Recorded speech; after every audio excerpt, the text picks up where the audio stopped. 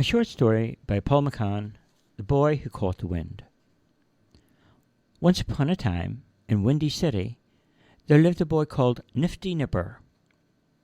At the sports carnival, he always won because he was the fastest and simply the best athlete that ever came out of Windy City. For 5 years of age, he was already running marathon races with adults, and by the time he was 7, he was competing in international events. His fame was spreading over the entire planet. At 10 years of age, Nifty Nipper had the speed, incredibly fast. He was more than fast, he was speed itself. There was no competition left for him to defeat. There were no races he could enter. He was so fast that at night, when he turned off his bedroom light, he was in bed before it was dark. Nifty even ran in his dreams, and each morning after rushing his breakfast down, he raced off to school. Nifty ran past everywhere. He ran through town, past police cars, through the traffic on the streets. He was like a rocket through town, leaving nothing but the dust swirling in the backwash behind him. He was so fast that he never had time to listen to anyone. In the end, no one had time for him, as his speed began to frighten people. One evening, the town declared a meeting to be held, and it was ordered that Nifty had to slow down or leave the town. Nifty was sad, and he tried hard not to run around, but it was painful for him. Nifty was having problems with the new restrictions placed upon him. At first he just sat down and didn't move, but that was boring. Then he did a daily routine of harnessing the gift, went to church in the morning to help old people sweep up their paths, then he even tried painting for a while, but nothing seemed to work. His feet were itching to run. All that was left for Nifty to do was chase after the trains along the outskirts of the town, and to run with the horses in the fields. He found other places where he wasn't any trouble, and was restricted to running around the countryside. It was too much trouble now, and the danger for him to run through the city. Eventually, he got used to a quiet countryside and the lonely life that turned his life into a peaceful place.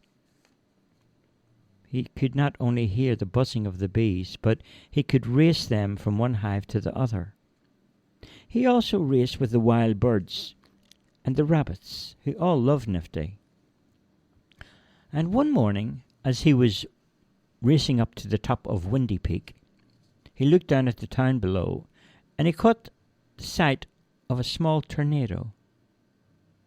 So surprised by the damage and devastation, Nifty raced down into the town.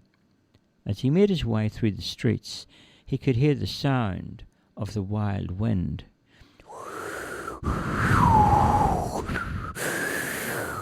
Nifty stopped and stood in the square by the town clock and waited. The wind dropped. People looked out from their windows and doors. Then, in that very moment, an angry voice bellowed out, "I will blow through the Windy City like never before. I will rip off every door from its hinge. I will pull down the flagpoles and tear off the rooftops until nothing is left. I am the wild wind. Nothing can stand before me." Nifty was not afraid, and he spoke. "Yeah, wild wind, yeah, you might be, but there's nothing as fast as me, see? I'm Nifty Nipper. Speed is what I am." The wind laughed and scoffed out in a loud whistle. "Silly boy, I am the wild wind. Nifty, there is nothing as fast as me." Nifty started to sing a song, the words of which were meant to tease and to annoy the wild wind. "Oh, I am the fastest thing, that won't you run with me? And if you do, you will see away with you. Nothing keeps up with me, I'm as fast can be." The wind was furious and challenged Nifty to a race.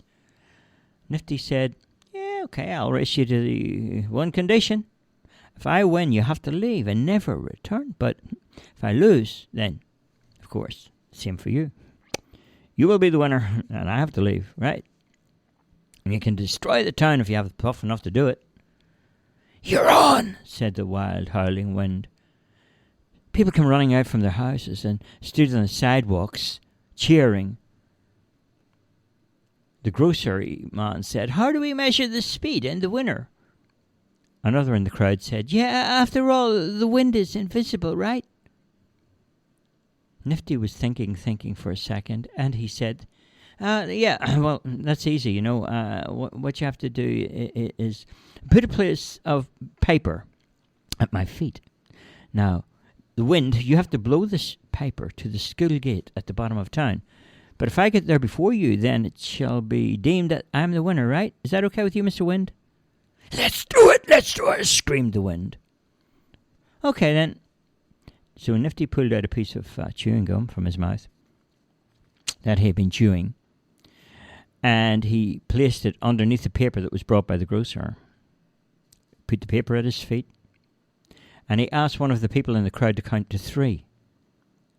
Ready when you are, said the wind. 1, 2, 3, go! Nifty raced off like a bullet from the barrel of a gun, and the wind blew and blew the paper on the ground. The wind raised up in fury, but all of its strength could hardly flutter the paper an inch.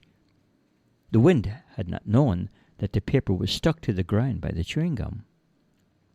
So when Nifty got to the school gate, he was declared the winner. Yeah, I told you I was fast. So now you're going to have to leave us alone, said Nifty to the wind. And the wind rose up like a pillar, swirling and twisting and turning, and threw itself into the clouds. And to this day, the wind has never returned to Windy City. From that day on, Nifty was welcome to run anywhere he wanted to. Nifty lived a long life, and in time he slowed down with old age. The people of Windy City erected a gold memorial statue to the boy with wings at his feet. And to honor him, there was a message on the statue that read, "The boy who caught the wind." And that's the end of the story.